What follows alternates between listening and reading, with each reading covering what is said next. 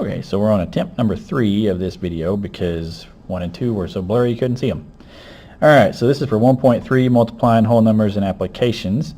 First one, and all of these are just ones that I've noticed people struggling with, so that's why I made the video. Micah is twice as old as Richard. Richard is 4 times as old as Ken. Ken is 6 years old. How old is Micah? So we want to find Micah's age, but we got to start with Ken because he's the only one that we know for sure the age of. So we know that Ken is 6. Okay, so then we can adjust Richard's age based off of Ken's. We know that Richard is 4 times as old as Ken, so that's going to be 4 times 6, which is 24.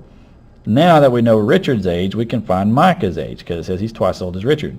So Micah is twice as old as Richard, 2 times 24, which means Micah is 48. Number 2. Eduardo is painting a rectangular wall that is 96 inches high and 110 inches long. What is the area of the wall? So you just draw your little rectangular shape. You got 96 by 110. The area is just length times width. So we're going to do 96 times 110. Since it's multiplication, it's commutative. It doesn't matter which one you list first. So 96 times 110 is 10,560 square inches. Number 3. On an average day, 34 customers buy a bag of grapes at Jerry's Market. There are an average of 47 grapes in each bag. Round to the nearest 10 and then multiply to estimate the number of grapes Jerry's customers buy every day.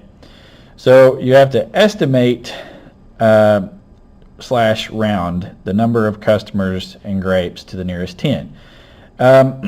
So what we need to do is we need to find the two 10s that 34 is between.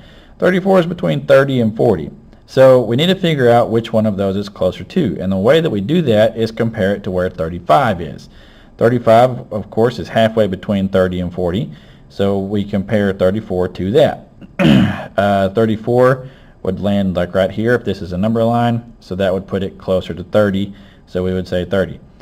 For rounding purposes, if this number was 35, we would go ahead and bump it up to 40 because the rule with rounding is 5 or higher, you round up. 4 or lower stays the same, or in this case we're going to round it down. So grapes is at 47. We're going to put that between 40 and 50 and then compare it to 45 again. 47 would be a little bit past 45 on a number line, so that would put it closer to 50. So you do 30 times 50 because that's our two estimated numbers. 30 and 50 would make 150 grapes. Alright, on to the back.